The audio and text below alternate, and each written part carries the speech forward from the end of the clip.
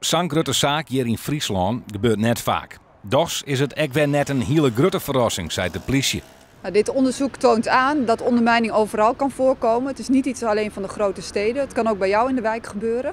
En we hebben inderdaad gezien dat de verdachten afkomstig zijn uit Sneek of de directe omgeving. Dat de zoekingen die we hebben gedaan allemaal in Sneek zijn. En dat ook de bedrijfspanden die ze op naam hebben staan in Sneek zijn.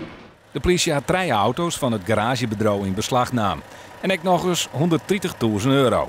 We hebben gisteren zoekingen gedaan in 10 panden. En in een van de woningen die we hebben doorzocht hebben we het grootste gedeelte van dat geldbedrag aangetroffen. En dat zat in een verborgen ruimte. En daardoor was het heel mooi dat wij bij de zoekingen ondersteuning hadden van specialisten van Defensie. Omdat die extra expertise en apparatuur hebben om verborgen ruimtes op te sporen.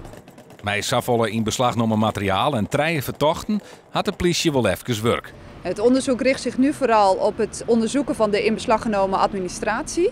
En daarnaast op de verhoren van de 3 verdachten. Nou, dat gaat mogelijk meer informatie opleveren en dat kan ook leiden tot meer aanhoudingen.